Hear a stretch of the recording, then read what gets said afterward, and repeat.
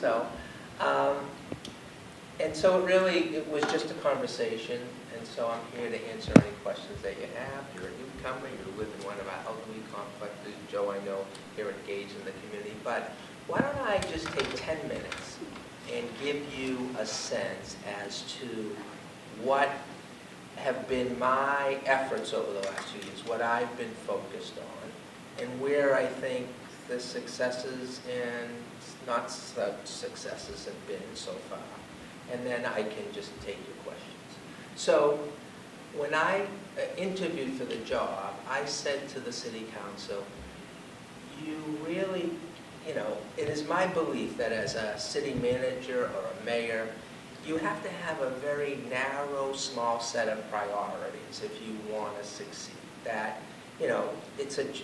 running a city is a job that is overwhelming. Every day you're dealing with so many crises and so many different things that if you aren't focused on a couple of priorities, and I've always thought it had to be no more than 3, then you were never going to really accomplish long-term goals, because to make progress, you really have to have a laser-like focus on those priorities and make sure that every day you're kind of making incremental steps forward to make them happen. And that was my experience when I was mayor of Revere, and I said, that's what you're going to get from me. I'm going to have a narrow set of priorities.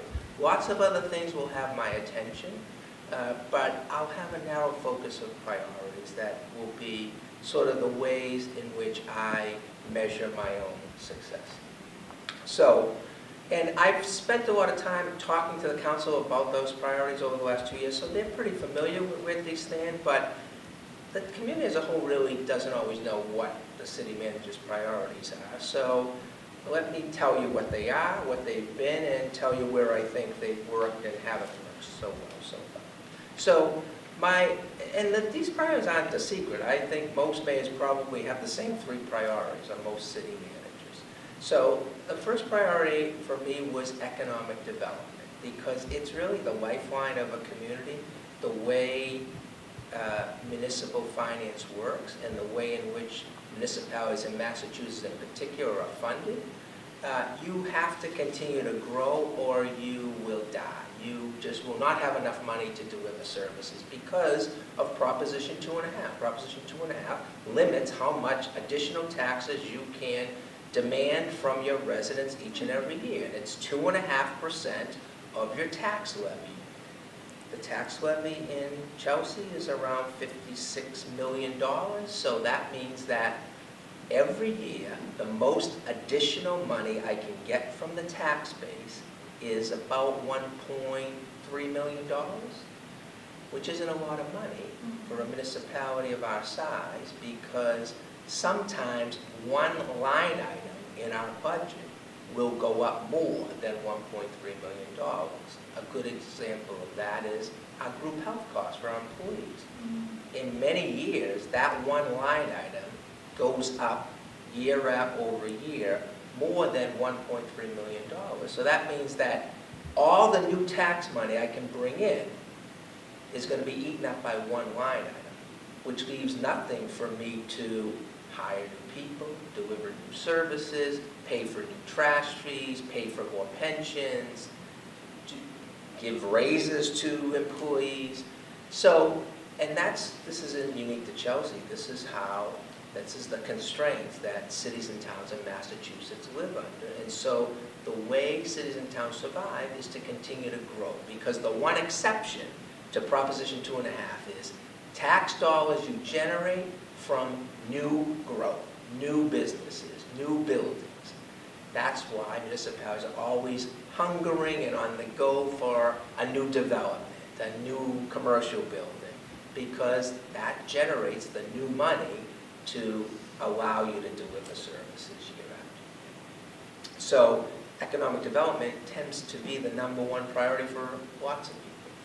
What I particularly focused on, though, was development of 2 areas that I felt needed nurturing, and that was the downtown business corridor and the Chelsea Creek waterfront. And I focused on those two areas because my predecessor, Jay Ash, had done such a fabulous job in building up this urban redevelopment area over here, the area where you see the FBI, the new hotels. There was so much developer interest there, especially with the Silver Line developing along that corridor, and there'll be a new commuter rail station behind Market Basket. So I could do nothing, and there's going to be developer interest there. And I don't have to do anything. There's, you know, with the Silver Line coming, with hotels, with the new FBI building, there's a lot of interest in further development of that area. And so the next big development you're likely to see in that area is in the Market Basket site, because that's a great location for them, but it's they have a lot of land there, and it's minimally developed. They have that little strip mall, but they have big, big plans for that huge parcel of land. And they own that all. They own it all, and they're good developers, and they're just biding their time right now, waiting for, I think, the Silver Line project to be fully complete, to develop what will be the commuter rail stop now will move behind Market Basket. When that's done, I think you will see that Market Basket development really happen, and that will likely spur more development in and around there. So I didn't really think I needed to focus too much attention there because it already had developer interest. But those other two areas really needed attention, and so that's where my attention has been the last 2 years. So let's talk about both. So the downtown business corridor always seemed to me from the first day I arrived to need a lot of attention. So it has sort of the bones of a great district, lots of pedestrian activity, a lot of interesting, eclectic, different ethnic storefronts there, and not many vacancies in the corridor. But it suffered from infrastructure neglect, a lot of social problems, particularly substance abuse problems, a lot of just petty crime that existed there, loitering and public drinking and drug dealing.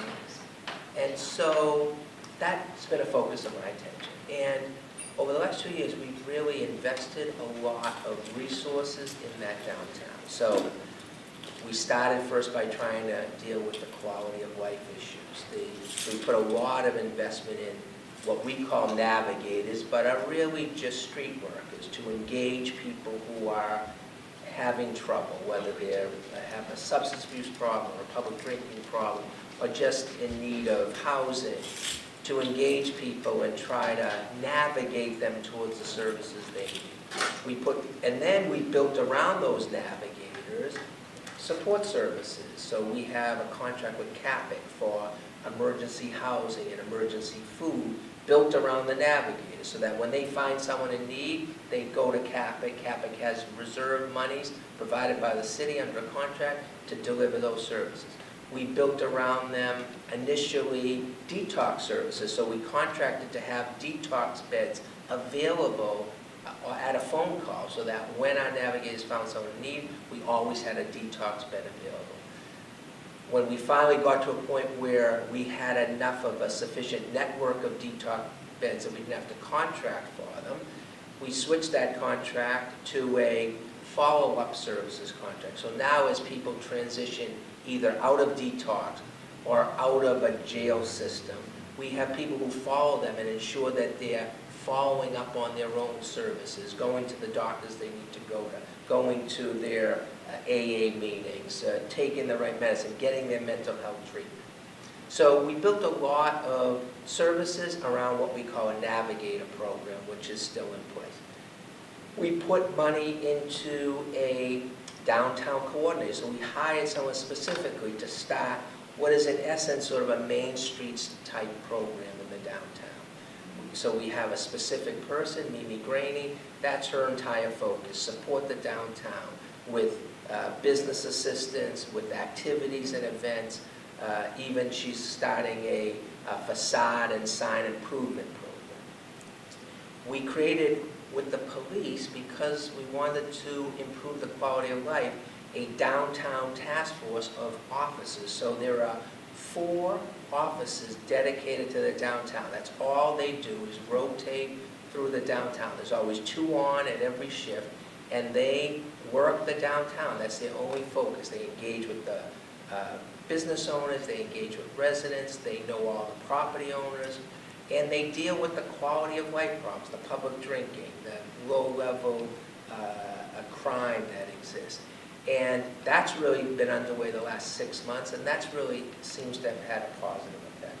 And the council has committed $5 million for infrastructure improvements, and we've spent the last year pretty much planning what that new Broadway is going to look like. We call it Reimagining Broadway, and if you're interested, you can go on our website and click on something that's called Reimagining Broadway, and we're all about the various public meetings we've had. We're about almost a year into that effort now. We're probably about 3 or 4 months away from presenting the final design plans that have had a lot of community input. At this point, one of the things we're still debating is whether we're going to propose a switch of Broadway from current one-way configuration to two-way configuration. Some of us feel that will be a major improvement. So we're spending about a couple of months trying to work that through with business owners. But whether or not that happens, there's still going to be major improvements as part of this infrastructure work.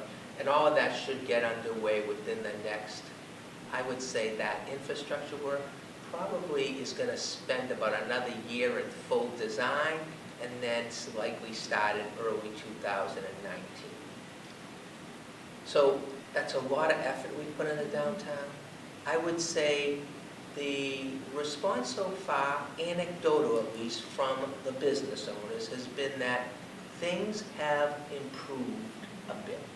It's not perfect. So sometimes you will walk down there and still be discouraged by what you see, but I think most business owners will say there has been improvement, they feel more engaged, they see a much bigger police presence there, and they feel that at the very least the corridor is on the upswing. So I'd say that's I think we've done decent, but still a lot of work to do. My focus on the Chelsea Creek area is really an incomplete. So I really look at that as a very interesting area that's kind of walled off from the rest of the city. Very little public access. And so that, and very little development, a lot of vacant parcels, kind of unfortunate given the potential that that waterfront has. Now, the city's been constrained because all of it is within a designated port area.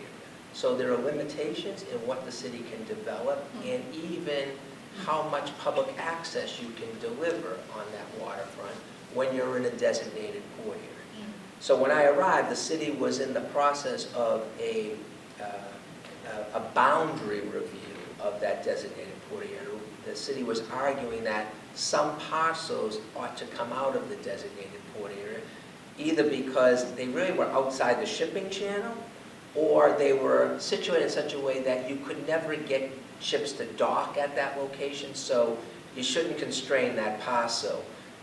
What a designated port area typically means, and this is a broad generalization, but it typically means that the parcels in that area are really dedicated for maritime and waterfront uses, so, or water-dependent uses. So, you know, you can't put a hotel on the waterfront in a DPA because it's not maritime and it's not water dependent. You can't put any residential properties on that waterfront either. You can't do recreational boating because it would interfere with the shipping that happens in there. Because that creek, believe it or not, handles a large majority of this nation's heating oil for the northeastern United States. It handles 100% of the jet fuel from Logan Airport. It handles a significant amount of the road salt for all municipalities in Massachusetts and beyond. So it has important industrial uses that have public policy rationale behind them. So you can't put things that are going to interfere with those uses on certain parcels in there. So the boundary review took place while I came on board. It finished about a year ago. A couple of parcels did come out of the designated port area, which have a lot of development potential. What we call the Forbes site, you might know it, if you're familiar with that waterfront, is the site that has the wind turbine on it. There's a parcel, a large parcel next to it, so that's a 17-acre site. The parcel next to it, coming further towards the Chelsea Bridge, is a 19-acre site that's still vacant. That too came out of the DPA.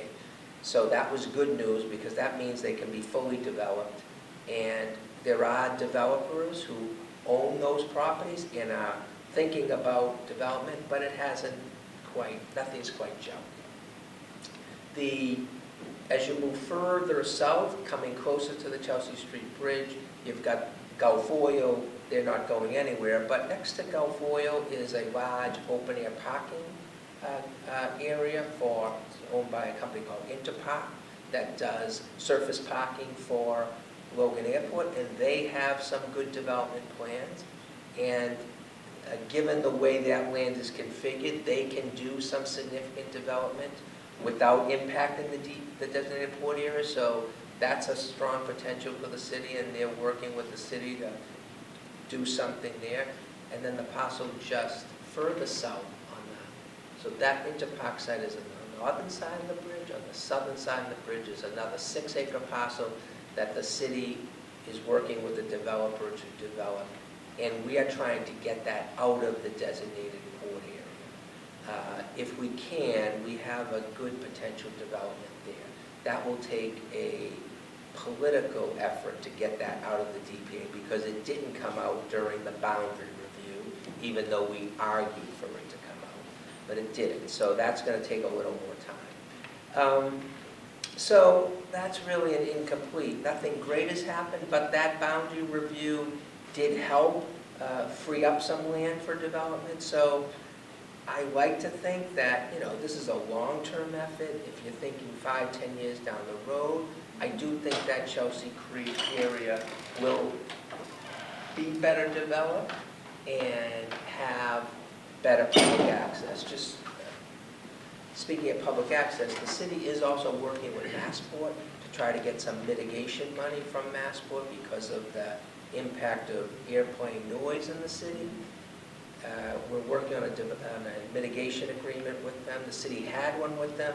It's expired. We're trying to renew it and get some money for creation of another park along that waterfront. Eastern Minerals, that owns the salt pile, did put a park. So there is a nice park. It's really pretty. We'd like to extend it much further down along the waterfront to create really a beautiful sort of linear park. And so we're looking for some financial assistance from Massport to do that. So when I think ahead 5 or 10 years, I like to think that that whole area could be much different. And so that's a long-term focus of my attention. So that's priority 1. The second priority I have is the school department. I am a firm believer that if you want to attract good people to your community and good families to your community, you have to have a decent school system.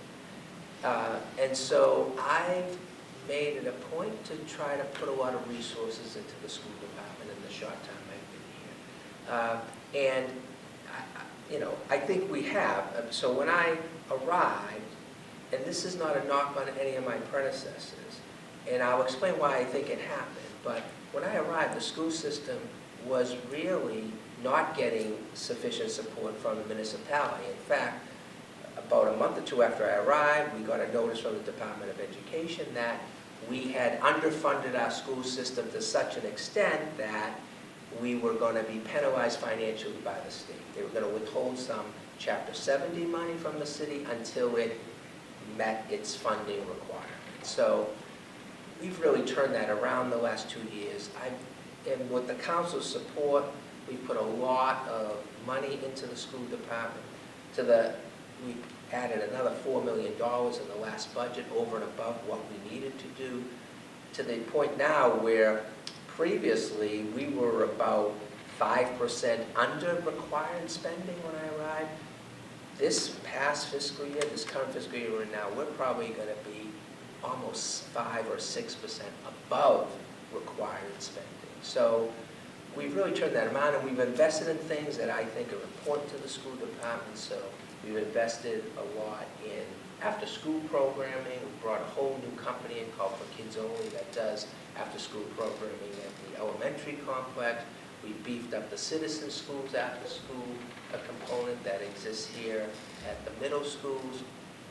We brought in a lot. We put money towards social workers to help the school department deal with the influx of unaccompanied Central American youth that's come into the city the last few years. So we put a lot of money into those things. We've given them a lot of capital money, so we've spent a fair amount of money improving some of their capital facilities in the last 2 years, including money for the Early Learning Center on Shirtlift Street and money for the Burke Complex. We're now devoting money to improve their fields at the high school.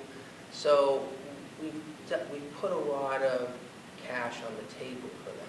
But I think the most important thing, one of the good things that I think has been accomplished the last 2 years with respect to school department is I think the mentality of at least the elected officials has changed. I think before, the city council, which has the final budgetary say, didn't think a whole lot about the school department as a partner.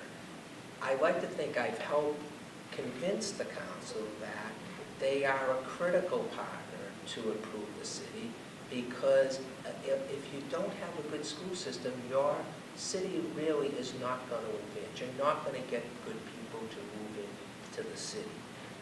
People will flee a city that does not have a good school system. And the council's been very supportive. They haven't balked once at any request that I've made of them for funding the school department. So I think on that priority, we've done a good job. I would say one problem that may have led to a little bit of neglect there is the way this city charter in Chelsea is rather unique. It's only 25 years old. It really created this completely independent school department, but on purpose, I think, to insulate it from political impact. But I think what it did is somewhat isolate it, because the city manager under the charter has no involvement in that school department. The city manager does not sit on the school committee. The city manager has no say or impact on any hiring or firing decisions, has no say on the school superintendent. And so as a result, I think the school department sort of became out of sight, out of mind, and may have led to a lack of seeing them as a real partner in improving the city. That was a big priority of mine when I was in Revere, that you had to focus on the school department. And so I think that's changed, and I feel like the school department has the resources now, has the support of the city. It's a school department that deals with a very tough demographic. There's a lot of transiency in the city, people who flow in and out of that. They come here a lot of times from countries that are in turmoil. We get a lot of newcomers from places like El Salvador, Guatemala, Honduras, that come here with very little education. They're sometimes older students. They come into the system for a couple of years, and then they transition out, either because of age or because their families find better opportunities somewhere else. It's very hard to educate that kind of churning that goes on in our school system. So we're never going to be comparable to a Weston or a Wellesley, but we certainly can try our best to have high standards and have a system that's considered a good system in an urban setting, and that's my goal. So I think we've done reasonable on that second priority. The third priority I've ever had is investing in neighborhoods.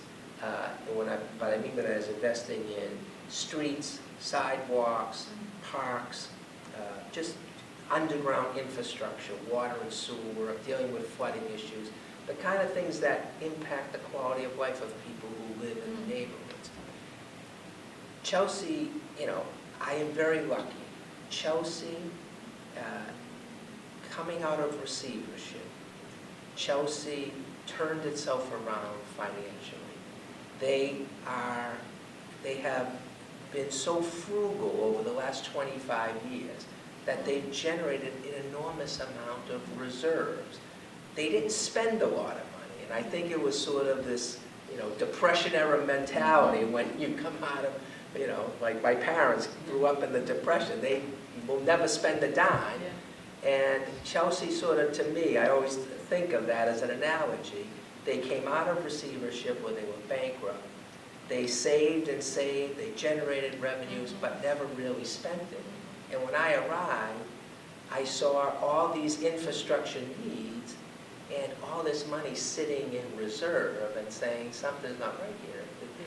We're not a profit-making organization. Our goal as a government is not to make a profit and put it in reserve. It's to deliver services. So I've said to the council, my predecessor in particular did an unbelievable job building up this city's finances.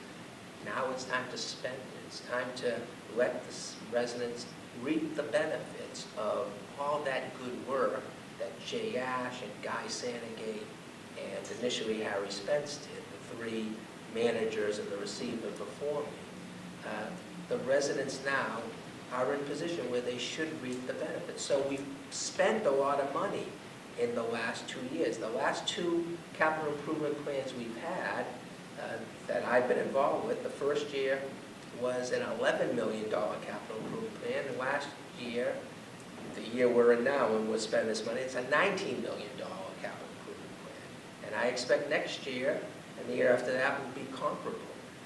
I've told the council, as long as we can afford it, I want to spend this money. I'm not looking to bankrupt the city, but we need to spend this money on delivering services and improving the quality of life of our residents. And so I think we've done a pretty good job. There's a lot of, you drive around the city, you see a lot of streets and sidewalks. We have the Clark Avenue Middle School going up. We're reconstructing all the streets around there. We're reconstructing Shirtwood. We're reconstructing Hawthorne. So I like to think that we're starting to reinvest a lot in the neighborhoods. So those have been my priorities for the 2 years. They'll continue to be my priorities for my remaining time here. That doesn't mean I don't spend a lot of my time on other things. In fact, I probably spend 90% of my time on other things, dealing with, the fire department, dealing with, health and human services, worrying about housing issues, worrying about the opioid problem in the city. All sorts of different things occupy any city manager's time. But I have a list, on my to-do list on my desk, I always have in the corner these 3 priorities: infrastructure, schools, economic development. Because every day I want to look at that, and I do look at it and say, did I move the ball forward on those 3 priorities of mine? And that's my goal, every day to at least push the ball a little bit forward on those priorities, while I'm dealing with all the other stuff that may occupy my typical day. So that's a much longer speech than I anticipated on what my priorities are, why I'm here. When someone asks me, what are you trying to accomplish here? I say, well, those are my priorities. And when I leave, I'll measure my success by how I did in those 3 years. So with that said, I will open it up to whatever questions you have. And they can be on any topic, because as I said, most of my day doesn't involve those 3 priorities. I liked what you said about economic development and education. I want to give you an example. I lived in Maine for 20 years, became a mayor of the county commission. Now, rural folks are a lot different than city folks. Right? You have 2,500 people in a town. They don't fund their children because the daughter, when she turns 16, she's going to quit school and work at the sardine factory and the son's going to quit and be a lobsterman. So what do you need to know about calculus, and why do you need to know about history, and why do you know? So they don't fund it. Now MasterCard said to take advantage of the low wages. So they moved their headquarters to Camden, Maine. They were there 5 years, and they had to leave. And the reason why they had to leave is their children weren't educated enough. They couldn't speak it, they couldn't write it, they couldn't talk it, they couldn't do it. You see, so economic development and education are very much intertwined. Very much. That's all. Yeah, I think those are pretty typical priorities for most people, most executives running a city or a county or even a state. The question you mentioned measuring. Okay, so I'd like to ask you how you plan to measure the education piece.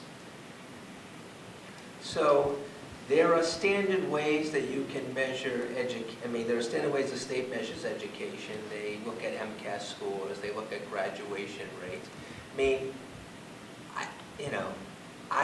I personally would look at something more like graduation rates for Chelsea than I would MCAS scores, because we're never going to do all that well on standardized tests given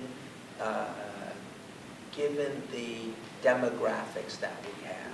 But what we learned is that, because what will happen is we just have a large percentage of people who cycle in and out of our system and are taking a test when they're really not ready for it. But when we have the opportunity to educate people through our whole system to, 9, 10, 11, 12th grade, they've been in the system 4 or 5 years, when we focus on that cohort of students, we do find that we really are able to impact their proficiency. And so something like looking at our graduation rates is a measure that I think is more valid in terms of are you having success. So if our rate of graduates going to college moves from 50% to 70%, I would say we're doing a good job of making some progress. There are definitely some metrics that you can look at. Standardized test scores aren't the ones that I am likely to pay attention to, only because they are skewed against communities with the kind of demographics Chelsea has.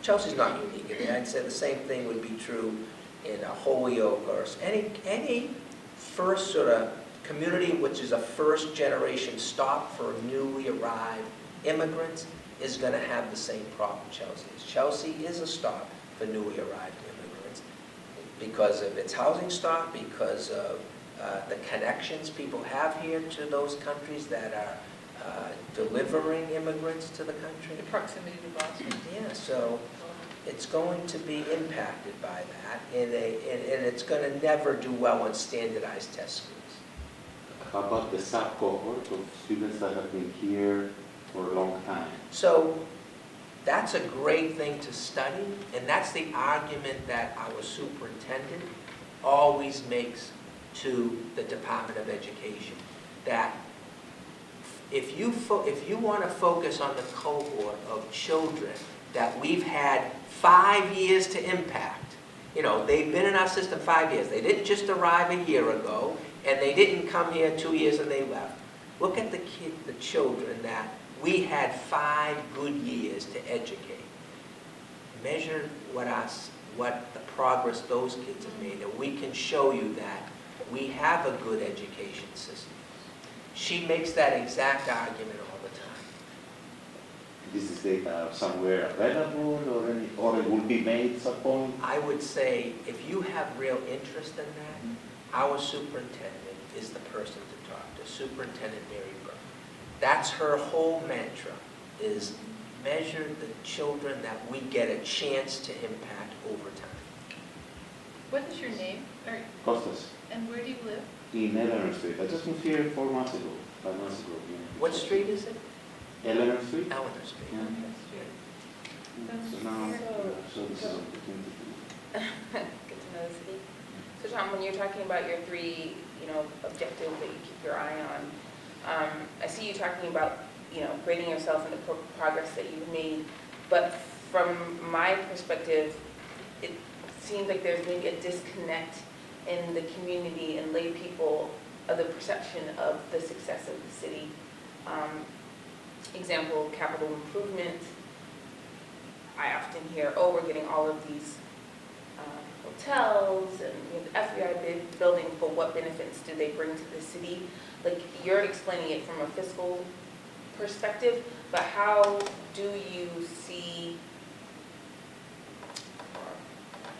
communicate that to the community, So the benefits? Yeah, it's hard because that is the benefit. I mean,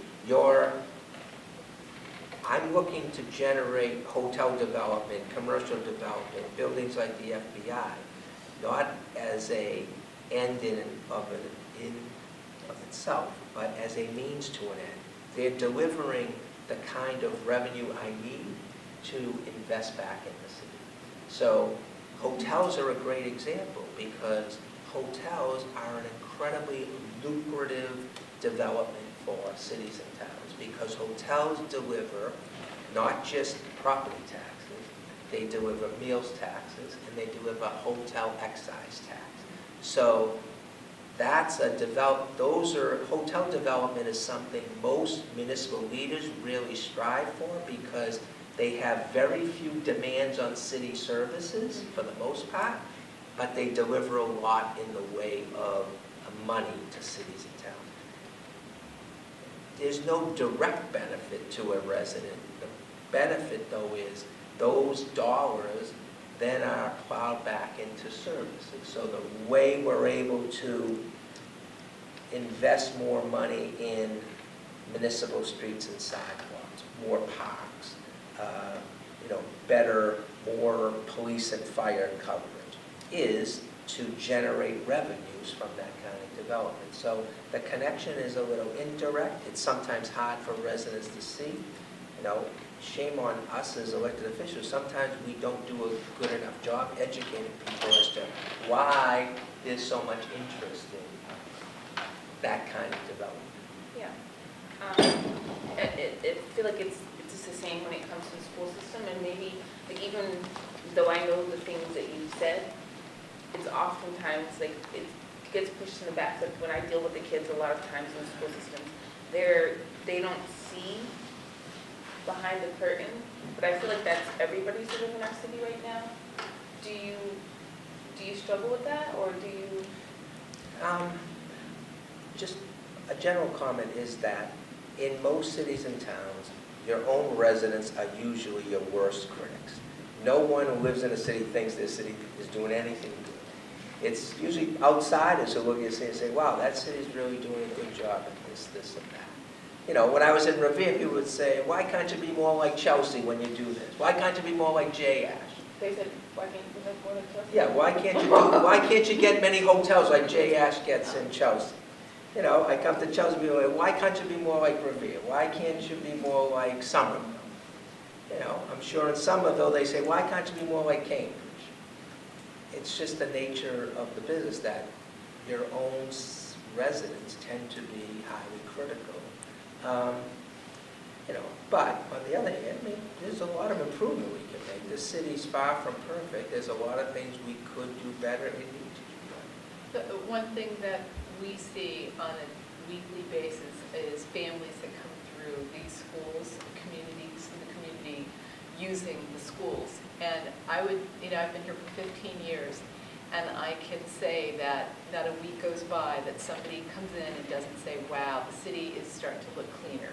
Wow, the city is the lighting is better in the city. It's so nice to be able to have activities that are going on into the city. So many changes are being made. It's looking better. It's feeling better.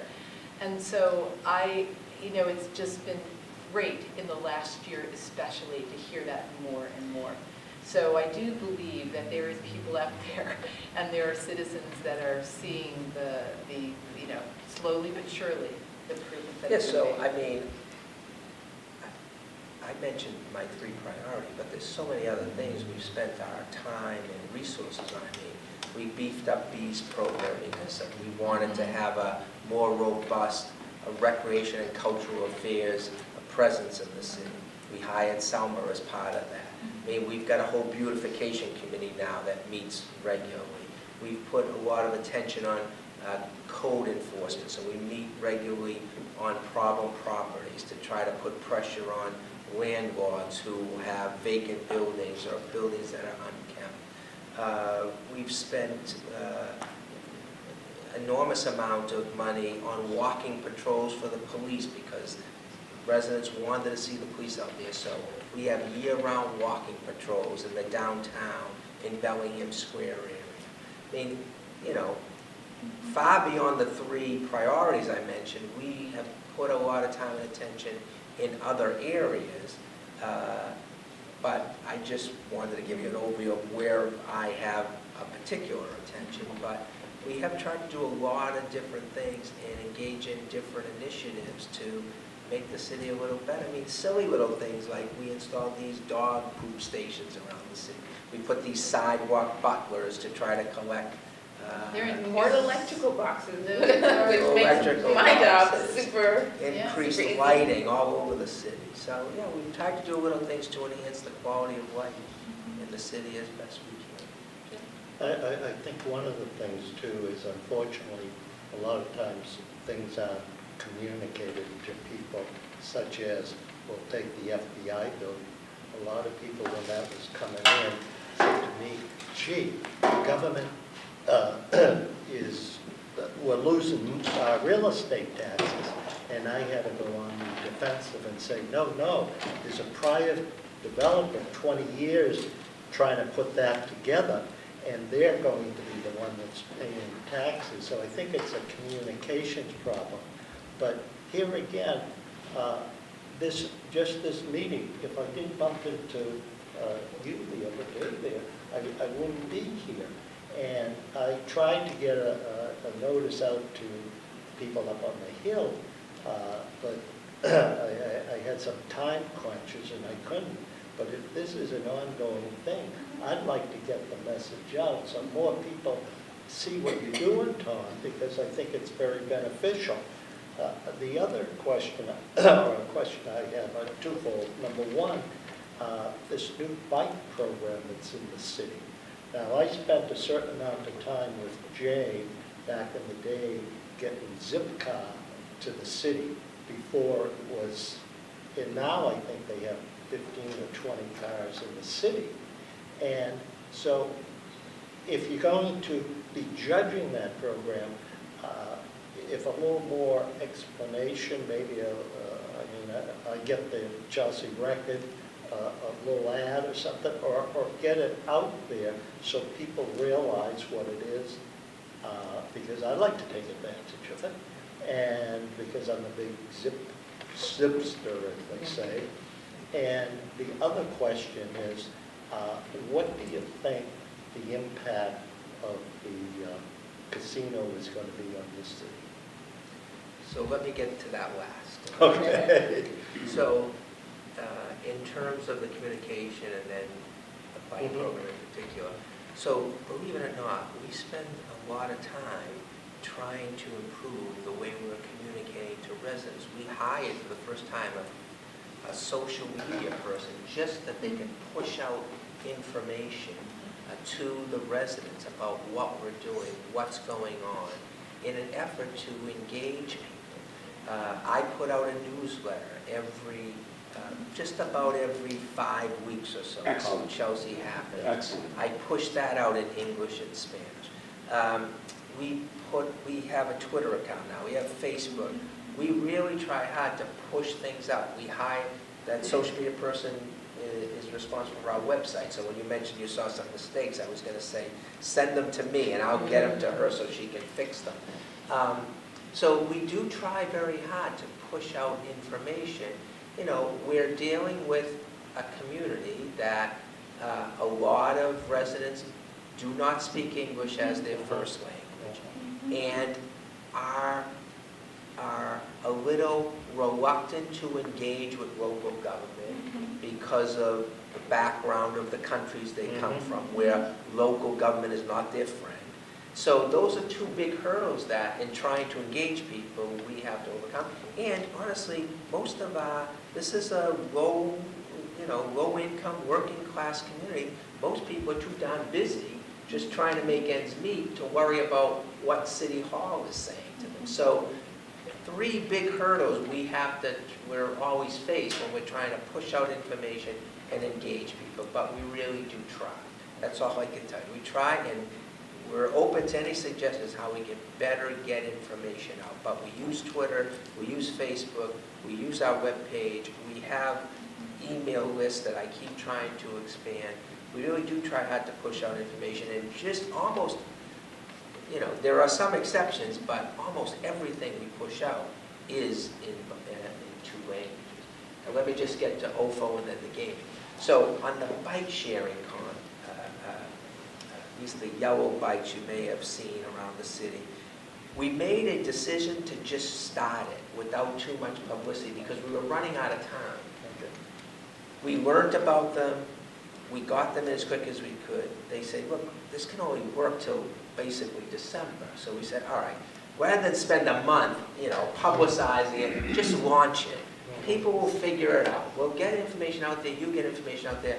Our only goal really in this 6-month pilot, a 6-week pilot, because it's going to be over in early December, is see if people start using the things. You can always get information out, but let's see if it works. So I ran into the fellow last night at Congressman Capuano had a town hall meeting. They happened to be there, and he said, yeah, people are using it. And I saw a bunch when I was walking to work today. I saw a young, you're supposed to be riding them if you're under 18, but I don't know, he had one. He was riding it to school. I was watching him do it. I said, how does that work? He said, oh, this is simple. I have my app. This was like a 10-year-old. I got my app, and I put that in, and I unlocked the thing. So it was funny, but I think, people are figuring it out. Yes, we could have done a better job of launching it, but we made a conscious decision, just get them out there. We'll get some publicity, and the whole goal of the pilot is to see if the concept works. We'll know at the end of 6 weeks how much people used it, and if it seemed like it was good, next spring we'll probably put out an RFP and do a regional effort. And do one with all surrounding communities, and probably go with one company so you can interoperability between cities and towns. We just went with OFO because they were the first one in the door. But I've heard from 3 other companies that have the same concept, wanting to do a pilot, and I simply say, look, I'm not having 2 people do a pilot. So I'm going to stick with OFO. They were first in the door. I'm not paying them anything. But everyone will have the same right to bid on an RFP.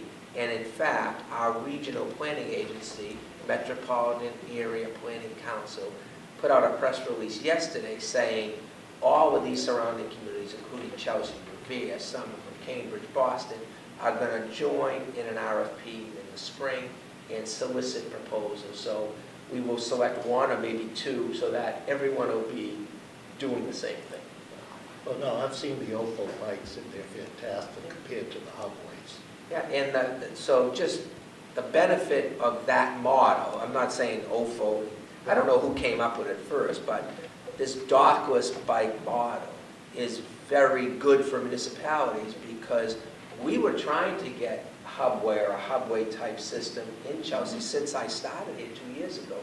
We reached out, but those models required a significant investment by the municipality in the docking station.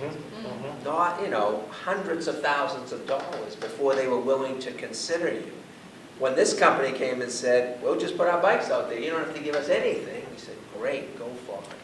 So it seems, it's early, it's been a week, but it seems like, I've got some complaints, people have complained, bikes all over the place. Yeah, that's what I was wondering. But, there's downsides to everything. We'll weigh the pros and cons. I think right now, the pros seem to be outweighing the cons. Let me answer your gaming question. I don't specifically know what the impact in Chelsea is going to be from that gaming facility. I expect it's going to mean more traffic in Chelsea. So in preparation for that, we have gotten funds from the Gaming Commission. It's, not insignificant planning money, about $300,000, $400,000 to do significant traffic analysis of the city in this period before the casino opened. Our goal being, we want to have a real evidence-based baseline of traffic data so that when the casino opens, we can measure the traffic impact. We can say, we spent a year and a half measuring this. Here's what it was before you opened. Here's what it is today. There's a definite impact. Now we want money gaming commission because, you know, the upside of gaming for the Commonwealth is it generates a lot of money, not just for the Commonwealth, but for all these little funds that the legislature created. A transportation fund that you can tap into to do roadway work, you know, education funds, all these little pots of money that the gaming statute has that municipalities can tap into. And the ones that are going to be able to have the best shot at it are the ones that are going to be able to show impact, negative impact from gaming. Therefore, we need some mitigation money. And so we're in the process of doing that kind of planning. I do think, you know, it could be some positives. There could be some development opportunities that happen. I don't think they're going to be great, but it's possible, you know. Maybe there's one hotel that shows up that otherwise wouldn't. But I just don't know. It's early to say what. But I do think you are going to see more traffic, especially on that Beecham Williams corridor, as people look for a cut through to get to the casino. What's the date now of that casino? June of 2019. You know, June 24, 2019. I was by there today, and it sort of blew me away how quickly, at least on Alfred Street there, they're building. But just one final thought on your correspondence that I get from the city. I always find it humorous because there'll be a statement at the top. If you cannot read this, call City Hall for a interpretation. So, I know, that doesn't make sense. So my newsletter says, on the English version, it says in Spanish, for the Spanish version, click here. And then you get taken to our website, which has the Spanish version. I push out the English version, but it has that language in Spanish right at the top. So if someone gets it, and they can at least read that and click, and they'll come to the Spanish version. Yeah, so Nelson Hoffman.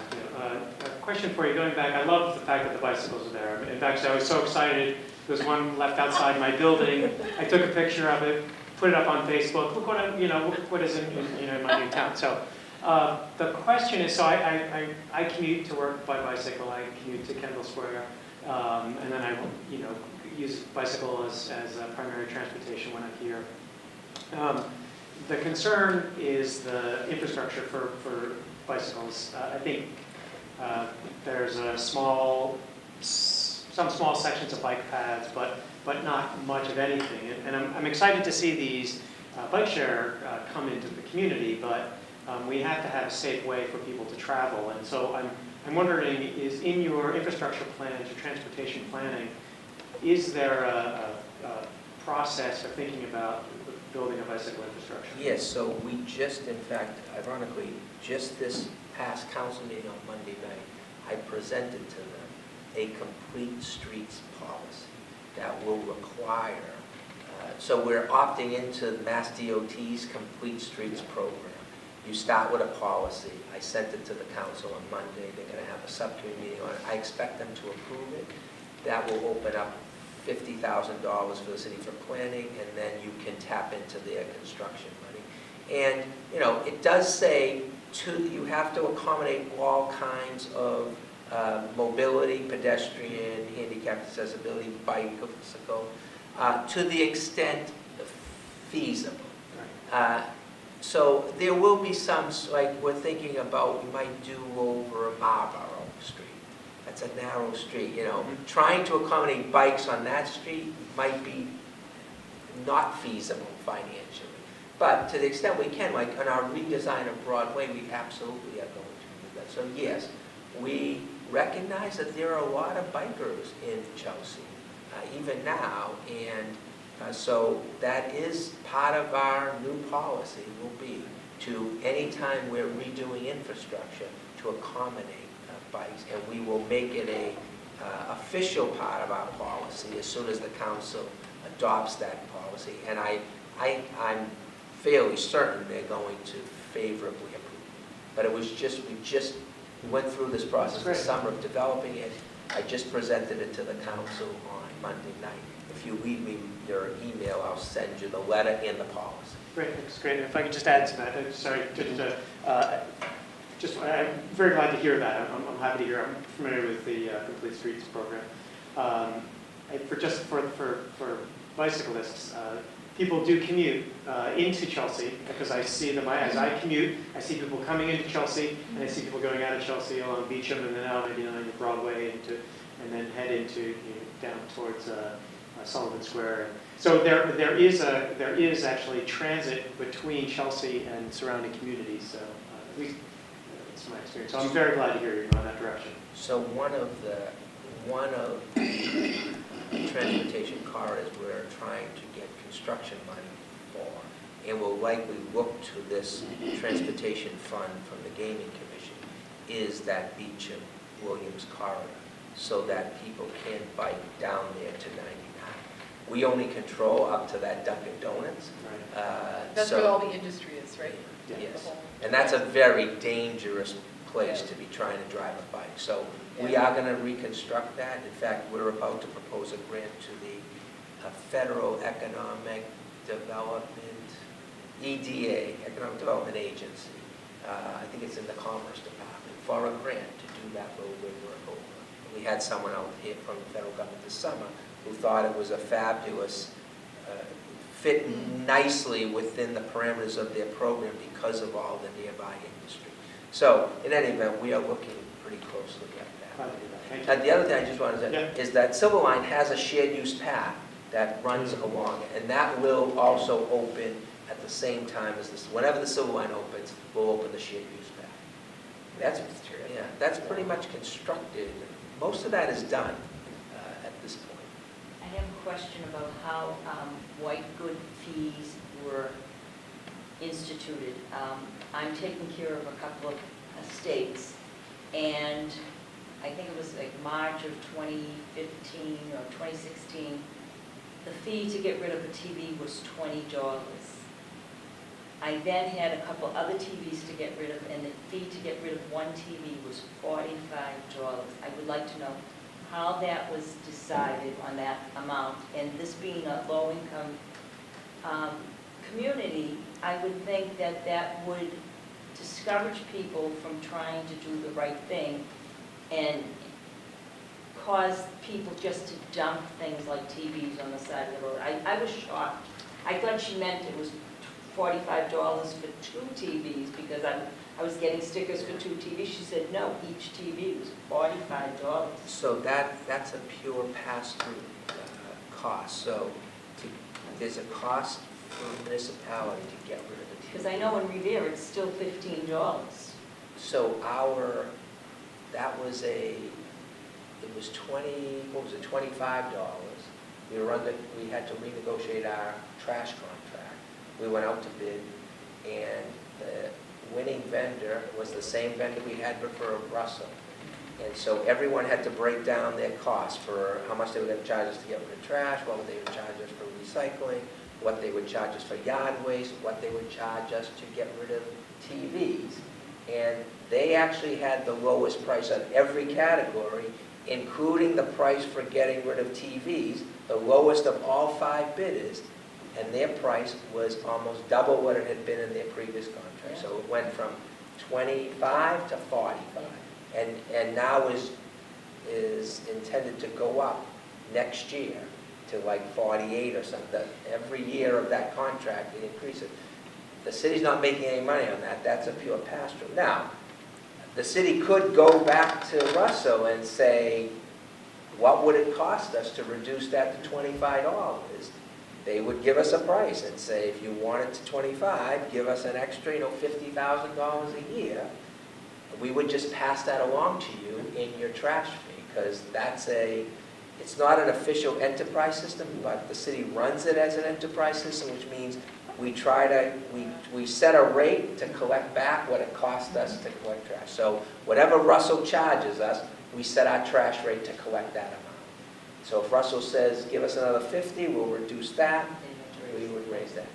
It's coming out I of just one was pocket or shocked. I another. was shocked. I said, this is going to cause people just to And it dump does, them it does wherever. cause people to dump. You know, I guess the way would be to pretend it's free by saying it's free, and we would just have a much higher trash rate. Because we've got to pay Russell one way or another. I'd like to go back to the bicycle and the traffic situation, and I'm sorry I'm going to be a little bit erratic, so to speak, in that regard. But have we learned anything from the other cities, the other towns that have implemented those, like, what I consider road shortening in order to make bike paths who honestly rarely are used by anybody? And especially in the city, in the town here, they will have parking problems, and they will have, you expect increased traffic. Like, I have seen a lot of other municipalities that have moved kind of, going with the flow, so to speak, into bicycle infrastructure. And I'm wondering, this is really practical? And are there any learnings from other towns as to whether it has reduced traffic jams? Probably not. All these kinds of things that somebody can learn from a program like that, because it can really alter the entire composition of the traffic flow of the town. I saw it happen in Cambridge. There's huge parking, bike paths that are always empty, and a lot of cars stuck behind each other, waiting in the reduced space to move. And people, distances here are large, long. Most people, I cannot ride a bicycle. It's completely impractical. A lot of people just physically cannot ride a bicycle. And I'm wondering whether... So I don't know if there are empirical studies. I've never looked to find one. There may be some studies out there as to what is the impact. Do more people ride bikes when there's a better bike infrastructure? I don't know the answer to it. All I can tell you is municipalities are encouraged to go in this direction by financial incentives. Most of the time, when you want to get a municipality to do something, the state gives you a financial incentive.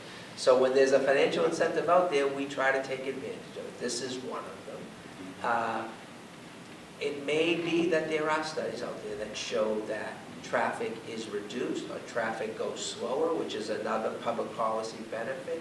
But I didn't look for them before advocating for adoption of complete streets. Honestly, I advocated for it for two reasons. One, I had a lot of residents ask me about it. So you're not the first resident who've asked me. I've had, when I say a lot, maybe 10 people in the 2 years I've been here. But that's a lot, 100 people don't come to me with the same problem. If 10 people raise an issue with me over 2 years, that's to me suggests there's some interest. No one other than you're the first who said to me, maybe you shouldn't go in this direction. Now, if I start hearing 5 other people say that to me, then I might say, maybe there's something to this. Maybe I ought to study this. But I didn't. I simply pursued it because the state has advocated for it, encourages municipalities to do it, and gives them a carrot in the way of financial incentives.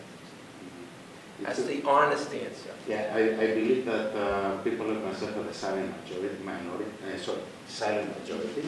It is the squeaky And wheel the that people gets the who, grease. as you described them earlier, we're going to work all the time, have our things to do, everything, and Right. then in the end, we're going to be even more silent of the majority because we'll have longer commute. I know many people who like to have this argument all the time. I know that the people who are saying this in Cambridge were usually before, that the people who ride bicycles are very passionate about it, and that's why you will hear from a lot of them. That's true. But it's a big health benefit if you can. If you They're can. working on obesity and to be able to move, and so. If you can. But we are in New England, and it's very cold, and it can be very snowy winter, and so these are where, those questions I think are very valid. And distances are long, and people sweat when they go to work. I mean, I go to work, if I ride a bicycle, I sweat. What am I gonna do? People are gonna, I mean, it's And a good really, lighting, yeah. really very important. Take a shower. Where? Yeah. That's the point, Yeah, that's really the point. Yeah, I'm telling you that the advocates their voices have been heard. Your position is really a very, I'm not saying it's not out there, I haven't heard much of it. And I doubt many other managers or mayors have heard much. The loud advocates have been for the bike community. And I've heard about the carrot situation, the state, provide money, but I'm asking now, what if the state gives us money to, I don't know, blow ourselves up, right? Are we gonna take it? Yeah, they typically give you incentives to do Yeah. things that are in the public interest. You know. I might do an independent research Yeah, to well, see if I I'd can be find anything. interested. And if I can find anything, I'll Yeah. somehow, I don't know if you can give me a way to pass it through to I will you. give you my email address. That'd be great, before yeah. we leave. Yeah. we have about 5 more minutes. I have a couple cool questions. First having to do with water. We live on a lot of it, seems to be rising. I know Boston has kind of a flood prevention program over the next few decades, and I haven't seen one for Chelsea, but I was curious sort of what those plans are, given that we are probably at risk should a major storm, when a major storm comes. So the city of Chelsea's actually put a lot of time and effort in this climate resiliency effort. And I'd love to tell you I'm an expert on it, but I'm not. But I can, if you want to talk about all the various things the city has done, really just in the last 3 years, the person I'll refer you to is our senior project manager, Alex Train. So he's been involved. We've partnered with Boston on a couple of studies, including one in this Mystic River, Island End River. Done a lot of work with the food distribution center, because that is a real critical asset, not just for Chelsea, for the whole northeastern United States. I mean, that's the second biggest food distribution center in the country. Yeah. So lots of people are paying attention to what would happen if a Sandy-type storm hit Boston to that distribution center. And so there's been some study and some plans and actually some initial design work about how best to protect that inlet with some relatively modest infrastructure changes that are environmentally very sound. And Alex could tell you all about that. So before you leave, I'll give you Alex's email. I'll tell him I ran into a person who's like to contact you that wants a little bit of, and he'll be happy to have you come in. He can take you through. We've done work with Woods Hole on this. We've done work with Boston. I think he's collaborated with another education entity. So believe it or not, for a little city, we've done a lot of climate resiliency work just in the last 3 or 4 years. And Alex knows all about it, so he can talk to you intelligently about what we do. Great, it's great to hear. Can I ask one other quick one? You sure? Passport. I remember I was here for the meeting when there were, there were a lot of flights overhead, and it was stated then that they were supposed to pay $600,000 a year. They hadn't paid us, at the end of the fiscal year, they hadn't paid us yet. Are they consistently paying us? So the history with Massport in Chelsea is that because they long recognized their adverse impacts on Chelsea, they had a long-standing mitigation agreement with the city. They typically were 5-year agreements. They started during receivership, and they extended 5 years, 5 years, 5 years. The last agreement ended just before I arrived. So the last agreement with the city ended on June 30, 2015. I arrived in July of 15. And, a month later, looking through all this stuff and saying, what's with Massport? This agreement's over. So I reached out to them and said I want to negotiate another 5-year agreement. You have these major impacts on the city. And they really were difficult to deal with. They were going through some trips on their side. So that first year, they simply said, we'll give you another $600,000 for this 1 year, but all bets are off after that. So they gave us $600,000 for that fiscal year 16. Last year was fiscal year 17. They did not give us any money. After, I think I mentioned at that meeting, I've been really negotiating with them, trying to get them to commit not just to that payment, but to a new 5-year agreement with the city that I hope will include some money for a waterfront park. Those discussions are still ongoing, but I will say that the board in its September meeting did vote, the Massport board did vote to give Chelsea the $600,000 for last fiscal year. So we will get that $600,000. We don't have anything for this fiscal year, but at least this fiscal year we'll get the money they owed us for last. We'll worry about that next fiscal year, right? So they did commit to paying it. We haven't received the check yet, but the board voted for it. So I just sent an email saying where was the money. And we're still negotiating with them. I have gotten some positive signals from Massport because I really started to, use my political leverage. I mean, I went to the speaker, I went to Jay Ash, to put some political pressure on them because their impacts in Chelsea are severe, and they're starting to come around. I had a really good meeting with them about the end of August with State Senator DiDomenico, who's vice chair of Senate Ways and Means, so he has a powerful position up there. And it was the best meeting I've had with them, I think, in my career. And it seems like they're willing to entertain a new 5-year agreement that will have the same level of annual payments and, in addition, give us some money towards a park. But we're not there yet. We haven't finished our negotiations. But it seems like, I would say, I'm optimistic that before this fiscal year ends next June, I might have a 5-year deal. Is that contingent upon the drop-off fee? If I drive Rosa over to the airport, supposedly I have to pay $250 just to... I didn't even know anything about that. Oh, yeah. A drop-off fee, no, I didn't hear about, no, our deal is not contingent on any acceptance of any drop-off fee. It would be, the only contingency would likely be that we would have to agree not to sue them for environmental impacts during the term of the agreement. That's probably the one thing that they will require. Because we've been threatening to sue them because we don't have an agreement. Well, thank you, Tom. Thank you so much for doing this. I just want to thank the people that are here. This is our second year of doing this. Last year we had about 18 people. Tonight there was just some big, event at the Pot of Gold going on, and there was something else going on, and it just seemed like, and we might move this around maybe to November. October is a really, really busy month for people. It's a big startup. But it's so nice to see familiar faces, but it is wonderful to see brand new faces, like welcome.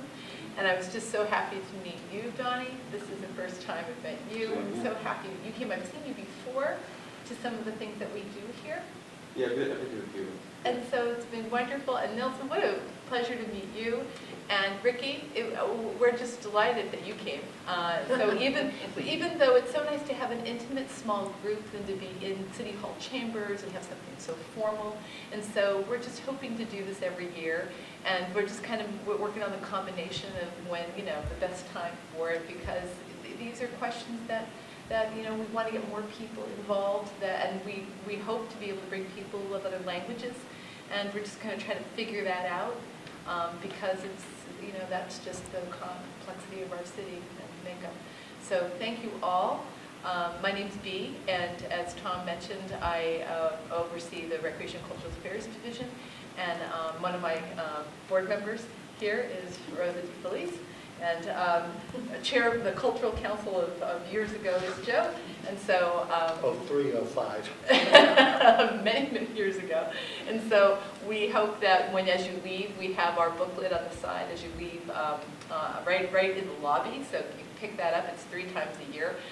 We'll have one in January, but we're launching a new website in about a week. So we're very excited about that. And we have lots of nice food out there. So we hope you take a little plate home. And Tom, we are so thankful for you and your leadership, and as busy as you are, that you would come on this night. And thank you. Well, my pleasure. I So have one just, quick question. I used to be in your Chelsea happenings when I was working in the schools. I no longer work at the schools. Just send you an email just to send me, get back? yeah, and I'll get you back on. Okay, great. My email address is simple. You can just go on our website and find it, but it's tambrosino@chelseama.gov.